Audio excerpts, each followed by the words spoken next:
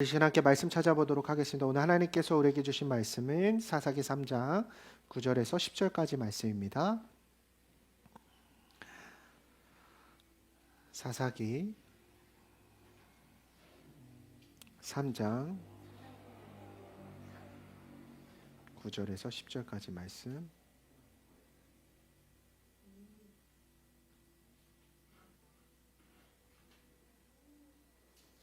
사사기 3장 9절에서 10절까지 말씀. 우리 성경 봉독자 음성에 맞춰서 합독하여 읽을 수 있을까요? 네. 이스라엘 자손이 여호와께 부르짖음에 여호와께서 이스라엘 자손을 위하여 한 구원자를 세워 그들을 구원하게 하시니 그는 곧 갈렙의 아우 그나스와 아들 온니엘이라. 여호와의 영이 그에게 임하셨으므로 그가 이스라엘에게 사사가 되어서 여호와께서 메소보다미아 왕 구산리다 주심에 온니엘 손이 구산리 사다임을 이기니라. 아멘. 네, 오늘은 반복되는 제 시리즈 세 번째 시간으로 방관에서 벗어나기라는 제목으로 함께 하나님의 말씀을 나누도록 하겠습니다. 오늘은 설교를 시작하면서 간단한 지식 게임 같이 했으면 좋겠어요.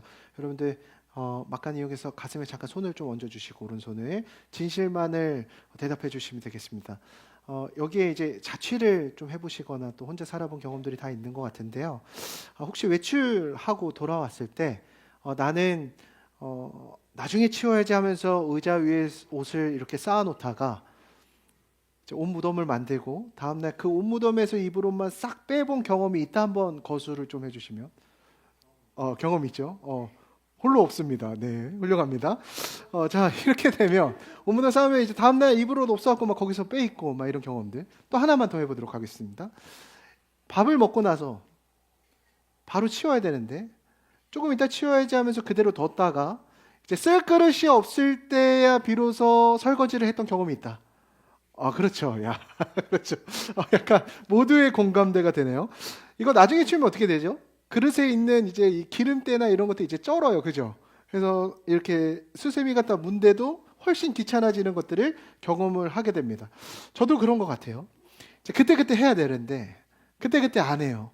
그래서 일을 꼭 키우기 마련입니다. 그래서 저는 특히 어떤 거를 많이 생각을 하게 되냐면 차 안에 이제 커피나 물 같은 거 많이 마시고 이제 생수병이나 이런 거 커피잔 그때그때 안 치우면 이제 차 안이 거대한 분리수거장이 됩니다.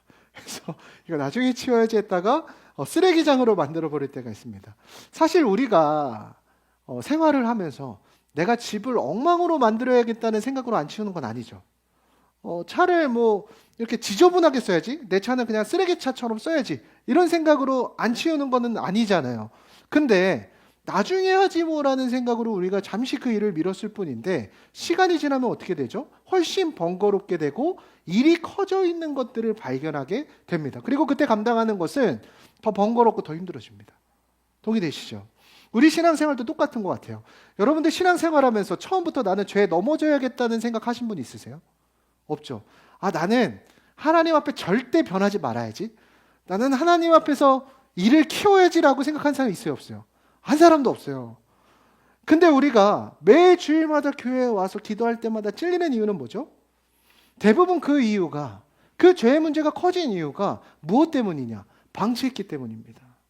이 정도는 괜찮겠지, 지금은 바쁘니까 뭐. 우리의 이러한 생각들 하나하나가 결국 나중엔 일이 커지고 내 마음을 지배하는 우상들로 변화되어 있는 것들을 마주하게 된다라는 거죠. 그리고 어느 순간 그 일이 커지게 됐을 때 우리는 스스로에게 이렇게 물어보게 되죠. 나 하나님 믿는다고 하는데 왜 이제는 여전히 반복될까? 왜 신앙생활한 지 3년 지나고 5년 지났는데도 그대로일까? 근데 오늘 본문인 사사기 3장 말씀은 바로 그 질문에 대한 대답을 우리에게 해주고 있습니다. 이스라엘 백성들의 영적 방관, 나중에 하지 뭐, 적당히 하지 뭐, 그 이스라엘 백성들에게 하나님은 어떻게 구원을 해주실까? 그리고 이 본문은 우리에게 이렇게 해석이 돼요. 우리의 이 방치되는 죄의 문제들 바뀔까 안 바뀔까? 근데 하나님께서 이렇게 바꿔주신다고 오늘 본문을 통해 말씀해 주신다라는 것이에요. 그래서 오늘 말씀을 통해 우리의 반복되는 죄의 문제들에 대한 진단 했으니 이제 거기에 대한 솔루션들을 함께 찾아보는 시간을 갖도록 하겠습니다. 그럼 오늘 1절에서 2절 말씀이에요. 3장 1절에서 2절 같이 한번 읽어보겠습니다. 시작. 여호와께서 가나안의 모든 전쟁들을 알지 못한 이스라엘을 시험하려 하시며 이스라엘 자손의 세대 중에 아직 전쟁을 알지 못하는 자들에게 그것을 가르쳐 알게 하사. 아멘. 자, 우리가 사사기 1장에서 2장까지 말씀들을 봤어요. 가나안 정복 전쟁에 들어갔습니다. 이스라엘 민족들이 그 가나안 거민들을 모두 다 멸살하라고 하는 하나님의 명령 받았어요. 몰살을 시켰어요? 안 시켰어요? 안 시켰어요. 왜 안 시켰죠? 노예로 써야겠다. 타협해야겠다. 또 철병가가 있으니까 얘네랑 싸워가지고 내가 질 수도 있겠다. 힘들게 하지 말자. 타협하고 그냥 두자. 그래서 이 남겨둔 그 거민들이 나중에 어떻게 되느냐? 오늘 말씀에서부터 이제 이스라엘 민족들이 사사기 본문에서 그들을 계속해서 괴롭히게 되는 죄의 씨앗이 되는 것들을 보게 됩니다. 근데 오늘 본문은 조금은 신기한 표현을 쓰고 있는 것들을 우리가 발견할 수가 있어요. 오늘 1절에서 2절 말씀해 보니까 이스라엘 백성들이 가나안 민족들을 몰살시키지 않았죠. 근데 누가 가나안 민족들을 몰아내지 않았다고 표현하고 있느냐? 여호와 하나님께서 남겨두셨다라고 기록하고 있는 것도 우리 볼 수가 있습니다. 그래서 2절에 보니까 전쟁을 알지 못하는 자들에게 그것을 가르쳐 알게 하려 하사 남겨두셨다라는 표현이 나와 있다라는 거죠. 자, 우리는 이 대목에서 무엇을 발견할 수 있습니까? 이스라엘은 신앙의 타협과 불순종으로 인해서 그 가나안 거민들을 몰살시키지 않았는데 하나님께서는 그들의 불순종과 타협을 선하게 사용하셔서 이스라엘 민족들의 신앙의 훈련 도구로서 지금 사용하고 계시는 모습을 우리는 발견할 수 있다라는 거죠. 우리는 이 대목에서 우리의 죄의 자리에서 일하고 계시는 하나님의 손길을 발견할 수 있다라는 것이에요. 그래서 오늘 우리에게 주시는 메시지는 무엇이죠? 하나님은 우리가 무너진 그 타협의 자리에서도 그분의 목적대로 우리를 인도하시고 일하고 계시다라는 것입니다. 여러분, 이 말씀이 은혜 되십니까? 요새 태호가 많이 컸죠. 요새 말도 많이 늘고 또 이제 동생 태어나면서 또 이제 얘가 약간 이게 버전 2로 약간 넘어가고 있습니다. 이제 눈치라는 게 좀 생기기 시작했더라고요. 그래서 제가 이렇게 엄한 표정 지으면 약간 울먹울먹거리고 그러는데 애기들은 기분이 좋으면 흥분을 하면 사고를 칩니다. 그래갖고 이제 태호도 한참 기분이 좋아서 이렇게 좋아 이뻐 좋아하니까 얘가 신나서 뛰지 말아야 될 곳에서 계속 뛰는 거죠. 높은 곳에서 계속 점프를 하는 거죠. 그래서 막 얘가 꽝 하면서 좀 커다란 실수를 했을 때는 어떤 행동을 하기 시작하느냐? 제가 뭐라고 하지 않았는데도 제 눈치를 보기 시작하고 저에게 다가오지 않고 슬금슬금 지가 피하는 것들을 볼 수가 있습니다. 제가 이 아이에게 눈치 봐. 야, 태호야, 눈치 좀 봐. 제가 가르쳤을까 안 가르쳤을까? 그렇게 가르친 적이 없어요. 근데 참 사람의 죄성이 놀라요. 죄를 지으니까 그 죄책감에 본인이 먼저 숨어버리는 것들을 발견하게 되더라는 거예요. 제가 태호의 모습을 보면서 이 모습이 내 모습이랑 진짜 많이 닮았다. 나의 신앙의 모습이랑 많이 닮았다. 이런 것들을 발견하게 됩니다. 우리는 죄를 짓고 타협하거나 방치한 자리에서 누구의 눈치를 보기 시작하죠? 하나님의 눈치를 보기 시작해요. 이거 하나님 싫어하시겠지. 이거 알아요, 몰라요? 알아요. 그러니까 우리가 그 자리에서 어떤 생각들을 하기 시작하느냐? 하나님이 나를 싫어하시는 거 아닐까? 하나님이 나를 용서해 주시지 않으면 어떡하지? 하나님께서 나를 버려버리면 어떡하지? 내가 이 안 좋은 일들이 계속해서 발생되는 게 하나님한테 죄 지어서 그런 게 아닐까 하면서 점점 오히려 하나님과 거리를 두고 숨어버리는 우리의 신앙의 패턴을 발견할 수가 있다는 거죠. 여러분, 그러나 반드시 기억해야 되는 건 무엇인지 아십니까? 우리의 죄보다 뭐가 큰지 아십니까? 하나님의 사랑이 그게 훨씬 커요. 하나님은 나의 불순종으로 하나님의 일을 못하실 정도로 나약한 분이 아니시라는 거예요. 오늘 하나님의 마음은 정죄가 아니라 다시 돌아오라고 부르시는 사랑임을 기억해야 되는 저와 여러분이 되길 소망합니다. 오늘 그 타협의 자리를 우리의 훈련의 자리로, 은혜의 자리로 하나님께서는 변화시켜 주신다라는 거예요. 오늘 여러분들의 불순종의 자리에서 계속해서 하나님으로부터 멀어지는 선택을 하는 것이 아니라 그 자리에서부터 하나님의 회복의 자리를 신뢰함으로 나아갈 수 있는 저와 여러분이 되길 간절히 소망합니다. 자, 그러면 우리는 이 본문 속에 담긴 하나님의 의중이 좀 궁금해지기 시작해요. 왜 하나님께서는 그 이방 민족들을 남겨둔 것을 통해서 일하시기 시작하는가? 그 하나님이 차라리 밀든지. 왜 하나님은 그들을 남겨두셔서 전쟁을 허락하실까? 근데 그 이유에 대해서 2절 말씀에서 이렇게 기록하고 있어요. 전쟁을 알지 못하는 세대들에게 그것을 가르쳐 알게 하려 하사. 여러분들, 지금 하나님께서 이 이방 민족들을 남겨서 전쟁을 하게 하시는 이유가 뭐라 그랬죠? 그 이스라엘 민족들에게 전쟁을 가르쳐서 알게 하려고 하셨다라는 거예요. 즉 이 말은 바꿔 이야기하면 뭐냐? 오늘 우리의 삶의 자리에서 영적 싸움의 자리를 피해가는 순간 하나님의 능력을 우리는 깨달을 수 없다라는 것이에요. 바꿔 얘기하면 전쟁이 없는 신앙생활에는 하나님의 능력을 경험할 수 없고 훈련 없는 믿음의 순종이 없다라는 것을 우리에게 이야기해주고 있다라는 것입니다. 여러분들, 지금 이스라엘 민족들이 가나안 거민들로부터 지금 무너지고 있는 이유는 무엇인지 아십니까? 그 가나안 민족들과의 싸움이 어려워서가 아니에요. 이스라엘 민족들이 가나안 민족과의 싸움에서 지금 패배한 이유는, 그래서 구산 리사다임의 왕의 손으로 넘겨질 수밖에 없던 이유는 싸움을 회피했기 때문입니다. 이건 바꿔 이야기하면 편하면 된다는 마음, 타협해도 괜찮다는 마음이 결국 이스라엘 민족들이 그 가나안 거민들의 종이 되는 선택으로 만들어냈다라는 것이에요. 여기서 전쟁을 알지 못하다라는 말이 지난주에 우리가 함께 나누었던 히브리어의 야다라는 단어와 똑같습니다. 여러분, 이 야다라는 단어가 무슨 뜻이라 그랬죠? 지식으로서 알고 있는 알미 아니라 우리가 경험을 하는 것을 통해 알게 되는 알, 그게 바로 야다라고 우리가 이야기했습니다. 여러분, 하나님께서는 이스라엘 민족들에게 하나님을 야다로서 알게 하시길 원했어요. 경험적으로 깨닫게 원했어요. 본인들의 선조들로부터 들었던 하나님이 아니라 오늘 내 삶에 역사하시는 하나님을 만나길 원했다고요. 그래서 하나님께서는 남한 가나안 거민들과의 전투를 통해서 오늘 너네의 전쟁은 너희 손에 달려있는 것이 아니야. 누구의 손에 붙들려 있다는 거 경험시켜 주시고 싶었던 거예요. 하나님의 손에 붙들려 있어. 이 싸움은 내가 주도해 라고 하는 것들을 경험시켜 주시고 싶으셨다라는 것이에요. 이것은 바꿔 이야기하면 오늘 우리의 삶의 자리에서 마찬가지라는 거예요. 우리의 삶에 임하는 그 현실 가운데 우리에게 임하는 그 영적 싸움을 회피하는 것이 아니라 우리가 그것에서 대적하고 싸우며 나아가길 원할 때 하나님의 능력이 우리의 삶에 임하는 것들을 경험할 수 있다는 것입니다. 여러분, 이스라엘 민족들이 출애굽할 때 홍해 앞을 피하지 않고 섰기 때문에 홍해가 갈라진 것이에요. 이스라엘 민족들이 출애굽할 때 광야에 들어갔기 때문에 만나가 하늘에서 떨어진 겁니다. 그 여리고 성 앞에 섰을 때 성이 무너졌고, 그 골리앗 앞에 설 때 그 돌멩이 하나로 그 거대한 장수를 무찌를 수 있는 하나님의 능력을 경험할 수 있게 되었다라는 것입니다. 이처럼 오늘 우리의 삶에서도 마찬가지죠. 우리의 삶에서 하나님께서 싸우길 원하시는 그 신앙의 영적 전쟁의 현장들이 있습니다. 믿지 않는 가정에서 나 혼자 믿고 있다면 그곳에서 신앙을 지키는 싸움, 내 직장에서 그렇게 나의 신앙을 지키기 위해 여러 가지 유별난 모습들로 살아가는 그 모습들, 그것들이 바로 영적 싸움 아닙니까?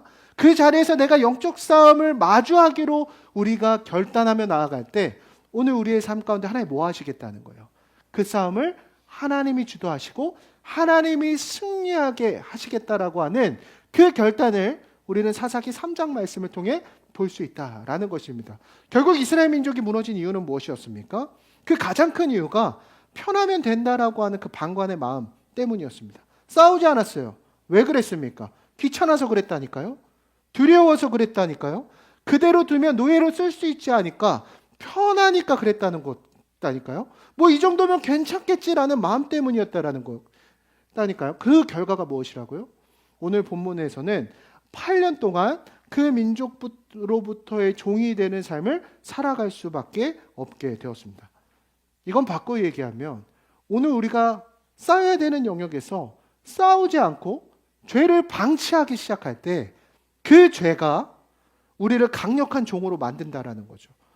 처음엔 죄를 우리가 선택하는 것 같죠. 아, 이거 뭐 이 정도 타협해도 되겠지 뭐. 아, 직장에서 유별 나봤자 뭐해.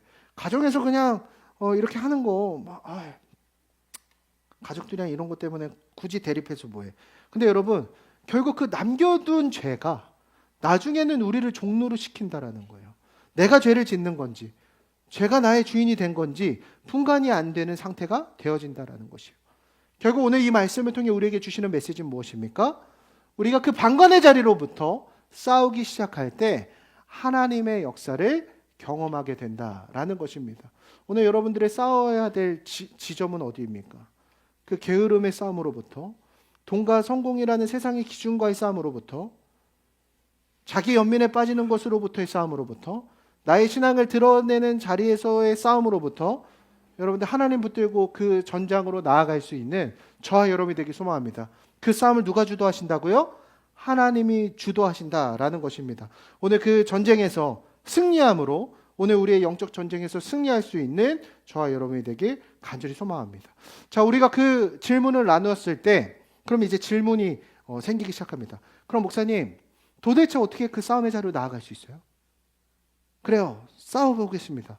우리 어떻게 싸울 수 있어요? 그 본문에 대해서, 그 해답에 대해서 오늘 본문이 이렇게 얘기해요. 7절에서 9절 말씀입니다. 오늘 본문 7절에서 9절 여러분들의 목소리를 한번 읽어주세요. 시작.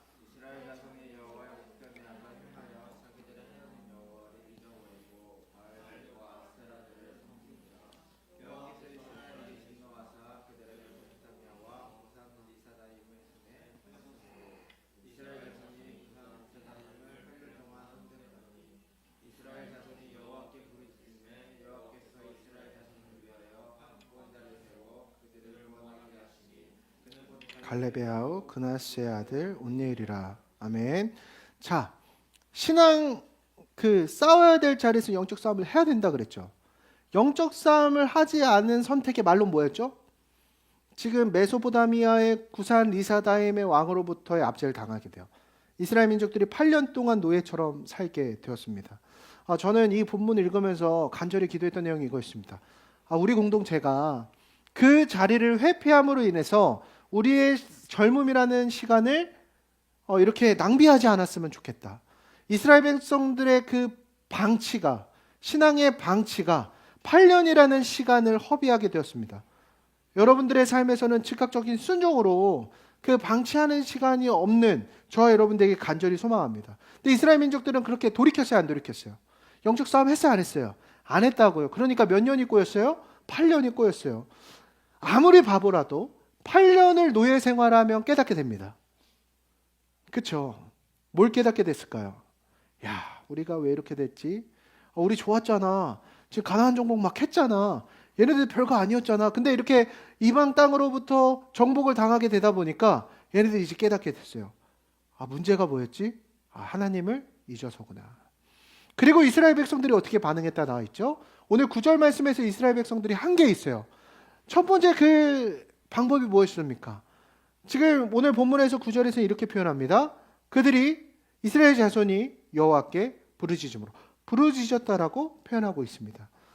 우리는 어떻게 그 영적 전쟁의 싸움에 다시금 설 수 있는 우리의 신앙으로 나아갈 수 있을까요? 저는 부르짖는 기도의 회복이라고 생각합니다. 오늘 우리가 하나님 앞에 부르짖으며 나아가야 한다라는 것입니다. 그러나 여기서 우리가 부르짖어 기도한다라는 표현이 단순히 우리의 목소리를 높여서 쥐야 막 이렇게 소리를 꽥꽥 지르라는 표현이 아닙니다. 지금 이스라엘 민족들이 여기서 부르짖었다라는 표현은 완전한 회개, 완벽한 회개를 정의하고 있지 않습니다. 이 8년의 시간, 이들이 기도할 때 어떻게 기도했을까요? 저는 온전하지 않았다 생각해요. 그 고생에 한이 맺혀서 펑펑 울면서 힘들어요, 고통스러워요. 그 온전치 않은 회개. 근데 하나님께서는 그들의 눈물에 반응하셨다라는 것이죠. 이스라엘의 부르짖음에는 진정한 회개가 아니었을 수 있어요. 막 절망이 섞여 있을 수 있고 그냥 상황이 힘들어서 부르짖었을 수도 있습니다. 그리고 하나님을 진짜 사랑했기 때문에 막 여기서 하나님 우리가 다시 주님을 예배하기 원합니다. 그 온전한 하나님을 향한 찬미가 아니었을 수도 있어요. 하나님 나 좀 보세요. 하나님 살려주세요. 이게 뭐예요? 나 죽겠어요. 나 진짜 어떻게든 살고 싶어요 라는 그냥 한탄 섞인 한숨이었을지도 모릅니다. 그럼에도 불구하고 하나님이 어떻게 반응하시죠? 들으신다고요. 오늘 본문에서 사사기 저자가 이야기하고 싶은 건 무엇입니까? 하나님의 구원은 우리의 회개의 질에 달려있지 않다라는 걸 이야기하고 있다는 거예요. 전적인 하나님의 자비 안에 있음을 우리에게 이야기하고 있습니다. 우리는 때로는 내가 좀 괜찮은 상태가 되어야지 하나님이 날 사랑하시고, 우리가 조금 하나님 앞에 신실하고 기도도 수려하게 하고 하나님 앞에 헌금도 많이 해야지 하나님께 나아갈 수 있다고 생각합니다. 근데 여기서 이스라엘 민족들의 회개를 보세요. 죄를 회개하지 않고 방치하고 8년의 인생이 꼬여서 한숨과 한탄 가운데 아이씨 나 이러다 진짜 죽겠네. 하나님 지금 뭐 하고 있는 거예요? 이러한 기도에 하나님은 사사 온니엘을 준비하고 계십니다.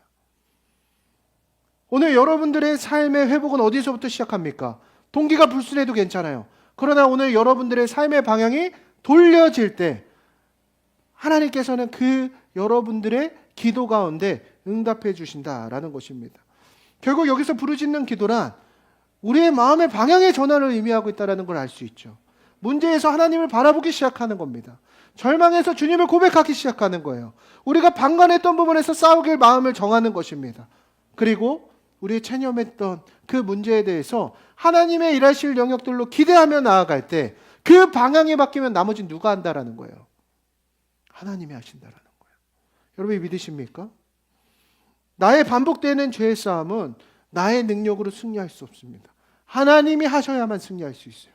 오늘 우리가 해야 되는 것은 그 방향의 전환, 하나님을 바라보는 것인 줄 믿습니다. 완벽하지 않아도 괜찮아요. 하나님, 저 여기 있어요. 오늘 우리가 그렇게 주님 앞에 고백하며 나아갈 때 하나님은 오늘 우리의 나아갈 수 있는 방향을 이미 예비해 두신 줄 믿습니다. 오늘 그 온니엘을 예비해 주셨던 것처럼 우리의 길을 열어주시고 우리에게 돕는 일을 붙여주시고 우리에게 능력을 부어주시는 하나님이 우리의 함께 계심을 바라볼 수 있는 저와 여러분이 되길 간절히 소망합니다. 오늘 본문으로 들어서 10절의 말씀이에요. 오늘 사사기 3장 10절의 말씀입니다. 여러분들이 큰 목소리로 함께 읽어보죠. 시작. 여호와의 영이 그에게 임하셨으므로 그가 이스라엘의 사사가 되어 나가서 싸울 때 여호와께서 메소포타미아 왕 구산 리사다임을 그의 손에 넘겨주심에 온니엘의 손이 구산 리사다임을 이기. 아멘. 우리가 신앙생활하다 보면 가끔씩 이런 마음 들 때 있습니다. 이게 진짜 내 힘으로 이거 이길 수 있는 거 맞나? 직장에서의 내가 그리스도인으로 살아내는 문제, 진짜 이거 나 혼자 할 수 있는 거 맞나? 진로에 대한 문제, 취업 이거 내 힘으로 되는 거 맞나? 결혼을 준비하고 있어요. 믿음의 가정을 꾸리는 거 이거 진짜 내가 할 수 있는 거 맞나? 말씀을 들을 때 뜨거워져요. 진로에 대해서 취업할 수 있겠다. 기도하면서 막 목사님 앞에서 할 수 있어, 할 수 있어 하니까 할 수 있을 것 같은데. 근데 삶의 현실로 들어가면 이거 진짜 할 수 있는 거 맞나? 할 수 있어, 믿음의 가정 할 수 있다, 할 수 있다, 할 수 있다. 여기서 막 세뇌가 되는 것 같아요. 할 수 있는가 보다. 근데 이제 여자친구 또 만나가 그리고 이제 결혼 자금 얘기 너 얼마 모았어 이러면 또 이거 할 수 있는 거 맞나? 막 그렇죠.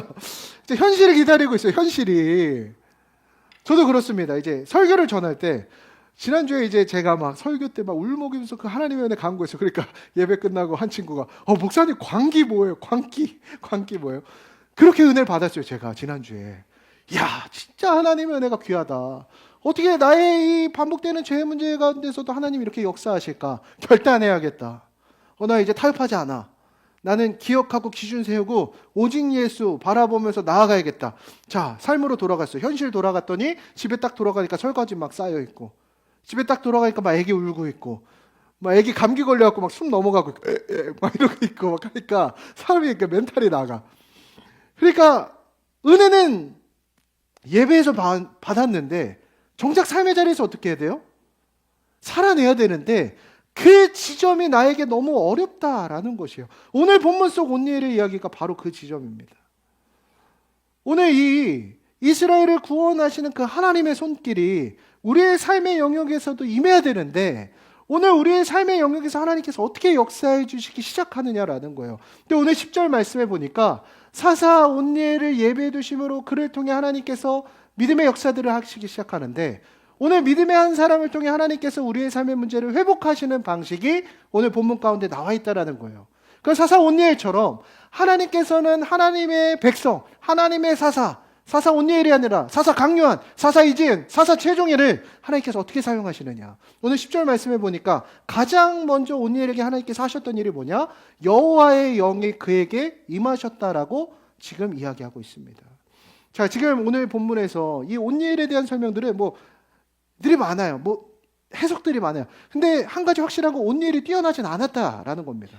그래서 온니엘에 대해서 갈렙의 가족 관계가 이렇게 되고 똑똑하지 않았고요. 싸움을 잘하는 사람도 아니었습니다. 근데 이스라엘 민족들의 그 이방 민족들의 압제로부터 쓰임 받을 수 있었던 이유는 온니엘에게는 한 가지의 특수성이 있었어요. 그것이 무엇이었죠? 여호와의 영이 온니엘에게 임했어요. 여호와의 영이 임하였을 때 그가 나아가는 그 싸움의 자리 가운데 승리를 경험케 하시는 하나님의 손이 그를 붙들고 있었다. 큰 차이입니다. 여호와의 영이 임하지 않은 평범한 온니엘에서 여호와의 영이 임한 온니엘은 큰 차이가 있어요. 8년 전 온니엘에게는, 여호와의 영이 임하지 않은 상태에서의 온니엘에게는 이방이 압제를 당하고 있었지만 여호와의 영이 임한 온니엘의 등장은 이제는 그 전쟁에서 커다란 승리를 경험할 수 있었다라는 것입니다. 이게 얼마나 위로가 되는 말인지 몰라요. 반복되는 죄의 문제. 여러분들 결단했어요, 안 했어요? 했죠. 그래서 결단한 거 나눴어요. 큐티를 해보겠습니다. 저는 목회 칼럼 올려보겠습니다. 해요, 안 해요? 목사가 올라올 때가 됐는데 목사님이 올라올 때가 됐는데 왜 아직도 안 올라와? 목사도 안 돼요.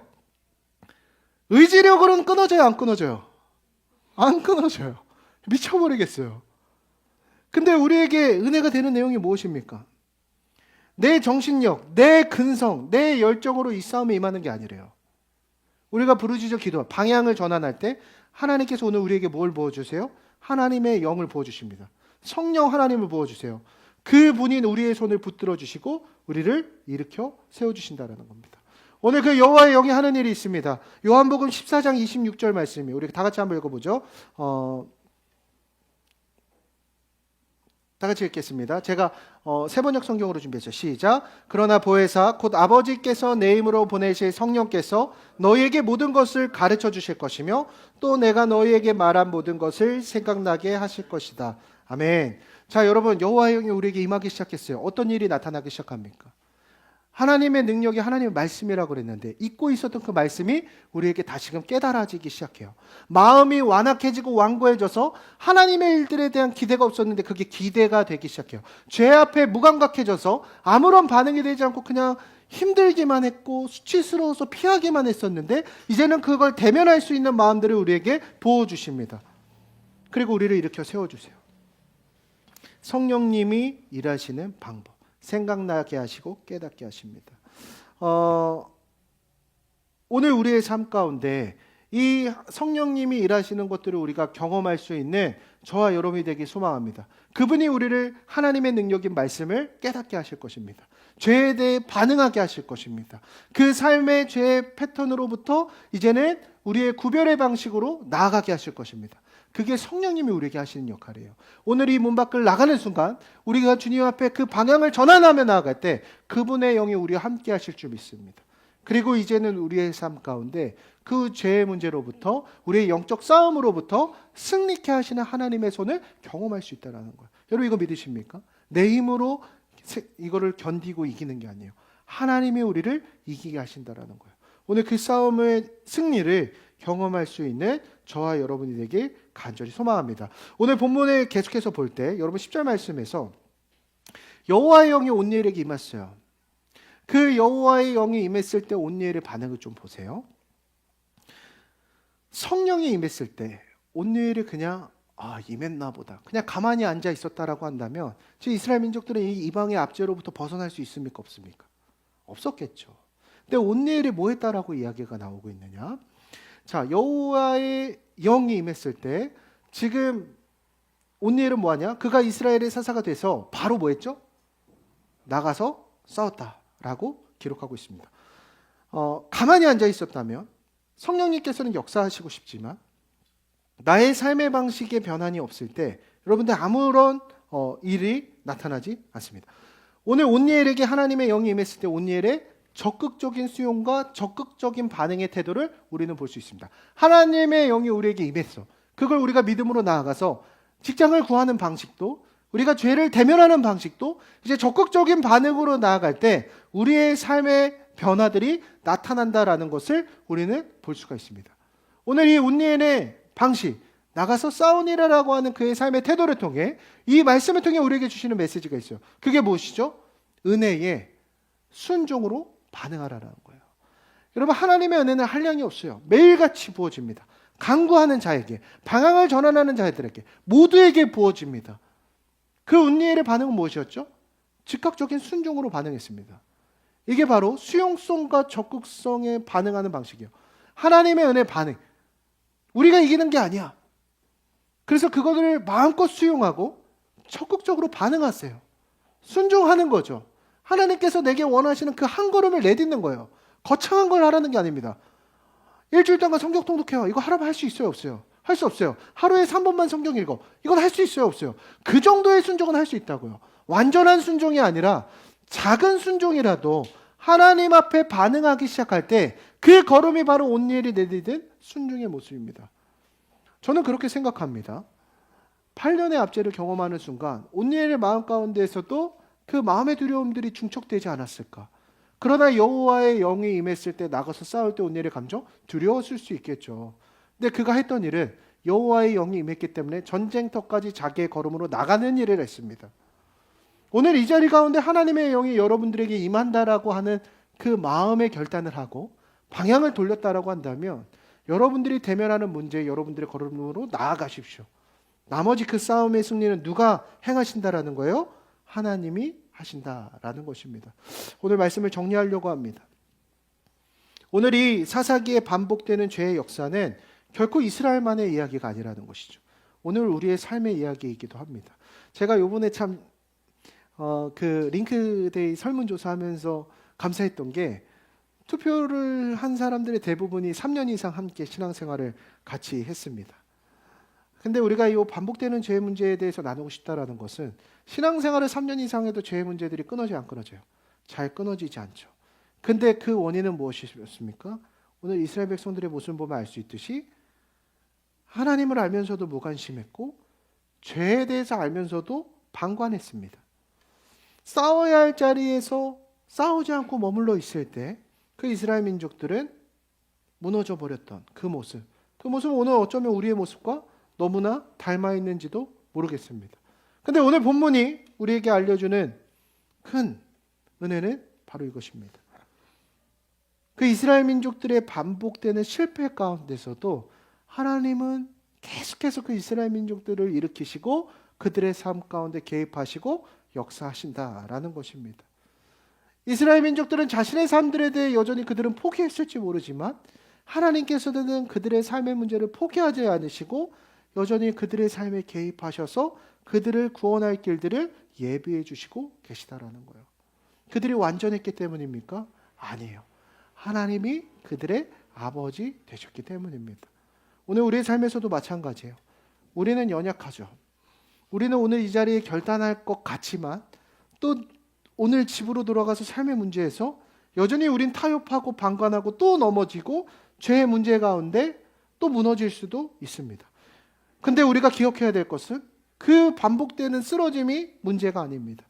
일어서지 않는 게 문제예요. 반응하지 않는 게 문제예요. 여러분, 그 은혜 반응하십시오.